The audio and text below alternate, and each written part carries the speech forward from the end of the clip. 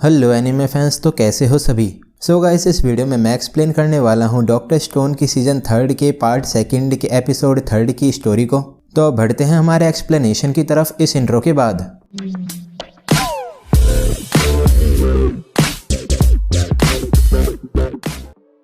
तो एपिसोड 3 के स्टार्ट में सेंकू कहता है कि जब तक वो साइंस की मदद से फाइट करेंगे तब तक वो अपने एनिमी से एक कदम आगे रहेंगे। उसके बाद सेंकू यूजोरिया को रिवाइव करता है। तभी यूजोरिया को देखकर ताइजू बहुत खुश हो जाता है। फिर ताइजू यूजोरिया को गले नहीं लगाता पर हैंडशेक करता है और कहता है कि उसे अपने क्लोज फ्रेंड्स से भी रेस्पेक्टफुली बिहेव करना चाहिए। तो सेंकू कहता है कि क्या ताइजू अभी भी एक मिडिल स्कूल किड है। तभी सोयूज को क्रोम का हाथ मिल जाता है जिससे वो क्रोम को भी रिवाइव कर देते हैं। फिर जीन कहता है कि यूजोरिया जिगसो पजल सॉल्व करने में एक्सपर्ट है और उसकी मेमोरी और उसके क्राफ्ट्स क्लब का एक्सपीरियंस ने उसे और फास्ट बना दिया है। तभी क्रोम कहता है कि ये उसके पेट्रीफाइड होने का फर्स्ट टाइम एक्सपीरियंस था।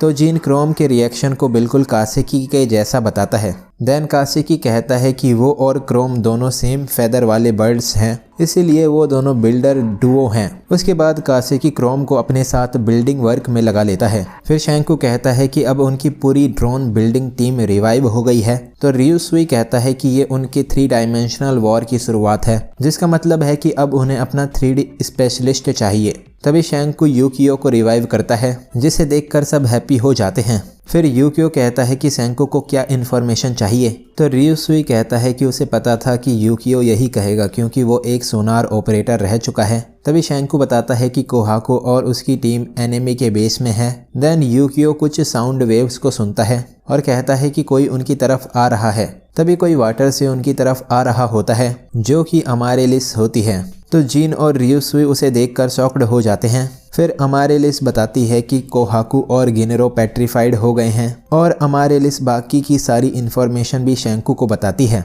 तभी शुइका कहती है कि इसका मतलब सोयूज मास्टर की फैमिली से है। तो रियुसुई कहता है कि गिनेरो के एस्टिमेशन से मास्टर और सोयूज एक जैसे दिखते हैं। देन सेंकू कहता है कि उनके पास इस बारे में सोचने का टाइम नहीं है। तभी सेंकू एनिमी की कैपेबिलिटी और इनर अफेयर्स के बारे में पूछता है। फिर सेंकू कहता है कि उसके पास जो भी लिटिल बिट इन्फॉर्मेशन है उसका वो अपने इंटेलेक्ट से बेस्ट यूज करेंगे। तभी किंगडम ऑफ साइंस के मेंबर्स सेंकू की इसमें हेल्प करने का कहते हैं, तो वो सभी इन्फॉर्मेशन को ऑर्गेनाइज करने लगते हैं। फिर शुइका कहती है कि ये पांचों किंगडम ऑफ साइंस के सबसे क्लेवर पर्सन हैं। तभी सेंकू अमारेलिस और स्पाई टीम के वर्क को ऑसम बताता है, जिससे अब उनके पास एनिमी का टॉप सीक्रेट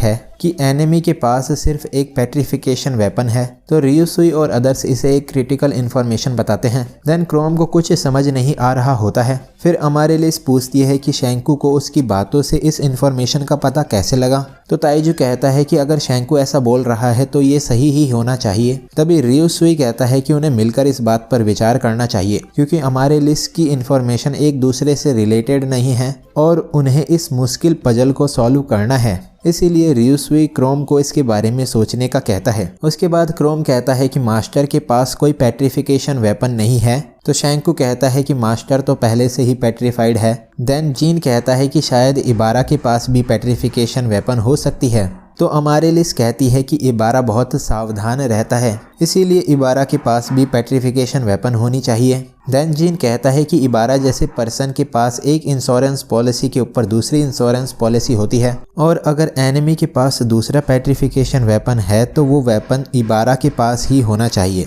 पर इबारा इंट्रूडर्स को पेट्रीफाई करने की जल्दी में था, तो फिर इबारा ने अपना पेट्रिफिकेशन वेपन यूज़ क्यों नहीं किया। तभी अमारेलिस जीन की थिंकिंग से अमेज्ड हो जाती है कि उसने इतनी लिटिल हिंट को भी नोटिस कर लिया। देन रियुसुई कहता है कि इसका मतलब सिर्फ एक ही पेट्रिफिकेशन वेपन एनिमी के पास है। तभी सेंकू कहता है कि पेट्रिफिकेशन वेपन को फेंकने वाला भी पेट्रीफाइड होने के रिस्क पर होता है और क्योंकि इबारा सुपर कॉशियस है इसीलिए वो किरीशामे को पेट्रिफिकेशन वेपन फेंकने देता है। तो क्रोम इबारा को नेस्टी ओल्ड मैन बताता है। फिर यूकियो कहता है कि उसे हमारी लिस्ट से एक इम्पॉर्टेंट थिंग कन्फर्म करनी है। तभी यूकियो पूछता है कि जो पेट्रिफिकेशन वेपन किरीशामे ने फेंका था वो मिड एयर में ब्लास्ट हुआ था। तो हमारी लिस्ट उसे हाँ बोलती है। फिर जीन कहता है कि इसका मतलब किरीशामे को मास्टर को पेट्रिफिकेशन बीम से दूर रखना था जब उसने पेट्रिफिकेशन वेपन फेंका था। तभी शैंकू यूकियो की इन्फॉर्मेशन को इम्पोर्टेंट बताता है क्योंकि किरीशामे नहीं जानती है कि मास्टर एक स्टैचू है।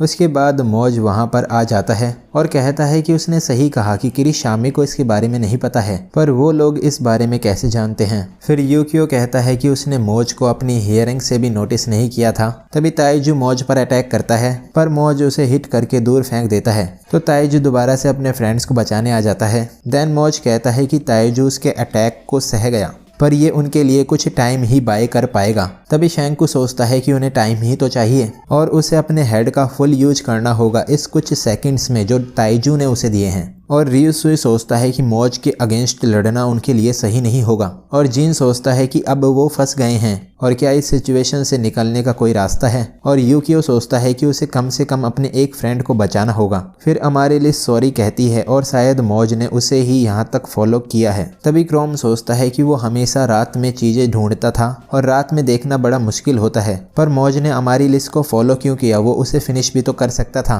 तो क्रोम बोलता है कि मौज पहले से ही जानता था कि अमारेलिस का ग्रुप ही इंट्रूडर्स है। फिर जिन सोचता है कि मौज पहले से ही कोहाकू और उसके ग्रुप के इंट्रूडर होने का सच जानता था। तभी शैंकू सोचता है कि इसका मतलब मौज जानता था कि गिनरो भी एक इंट्रूडर है, पर उसने ये इन्फॉर्मेशन इबारा के साथ शेयर नहीं की थी। और जब इबारा और एक इंट्रूडर एक दूसरे का सामना कर रहे थे तो भी मौज बस बैठकर देख रहा था। देन शैंकू सोचता है कि मौज को इबारा की सेफ्टी की कोई परवाह नहीं है, बल्कि मौज तो इबारा को किल करने का प्लान बना रहा है। तभी शैंकू कहता है कि इस नॉलेज बैटल के सभी पजल के पीस अब एक साथ आ रहे हैं और शैंकू पेट्रिफिकेशन किंगडम की पूरी स्थिति को समझ गया है। तो जीन शैंकू से पूछता है कि क्या वो पेट्रिफिकेशन किंगडम को हरा पाएंगे। फिर जीन मौज को एक ऑफर देता है कि क्यों ना मौज और किंगडम ऑफ साइंस अपनी फोर्सेस को जोड़ लें। तभी जीन कुछ फूलों को हवा में उड़ाता है और शैंकू ड्रोन को ऑन करके हवा में उड़ाता है। तो जीन मौज से कहता है कि वो लोग मैजिक से अपने ड्रोन को जैसे चाहें वैसे उड़ा सकते हैं और इस ड्रोन की हेल्प से वो किरीशामे के पेट्रिफिकेशन वेपन को भी हवा में से ले सकते हैं। देन शैंकू कहता है कि उनका इलेक्ट्रिक बैम्बू कॉप्टर अभी तो स्टेबल भी नहीं हुआ है। तो जीन सोचता है कि उन्हें अपने वीक कार्ड को अपने एस कार्ड की तरह दिखाना चाहिए,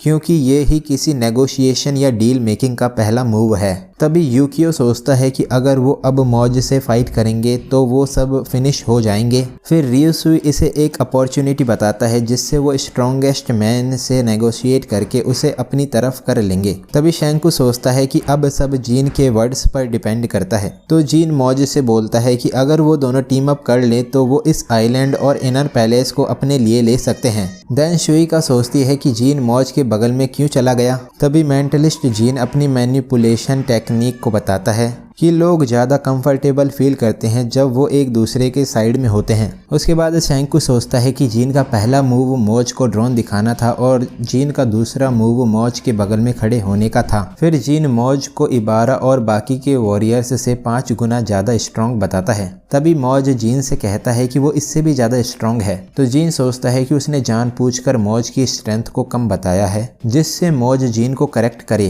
देन जीन कहता है कि अगर मौज इतना स्ट्रॉन्ग है तो वो इबारा को बड़े आराम से हरा देगा। तभी मौज के लुक से जीन सोचता है कि कहीं मौज को उसकी ट्रिक के बारे में पता तो नहीं चल गया है। तो मौज बोलता है कि वो उन सभी को किल करे या इबारा को किल करे। फिर मौज कहता है कि अगर वो उन सभी को किल करने वाला ही है तो उन्हें ये बताने में कोई हार्म नहीं है कि मास्टर को इबारा ने पेट्रीफाइड किया था। देन मौज कहता है कि इबारा बहुत काम कर चुका है और अब उस ओल्ड मैन के रेस्ट करने का टाइम है और गर्ल्स भी इस बात को अप्रिशिएट करेंगे कि मौज ने इनर पैलेस को अपना बना लिया है। तभी शैंकू मौज से पूछता है कि उसने इबारा को अब तक फिनिश क्यों नहीं किया। तो मौज कहता है कि वो ये बहुत पहले कर चुका होता अगर इबारा के पास पेट्रिफिकेशन बीम ना होती तो, और किरीशामे जो कि पेट्रिफिकेशन वेपन को हैंडल करती है वो भी बहुत स्ट्रॉन्ग है। फिर मौज कहता है कि वो किरीशामे से नॉर्मल फाइट में जीत जाता पर किरीशामे की अनअवॉइडेबल बीम से हिट होकर वो नहीं जीत पाएगा। तभी यूकियो बताता है कि अगर मौज इबारा पर अटैक करेगा तो किरीशामे अपनी पेट्रिफिकेशन बीम को मौज पर यूज करेगी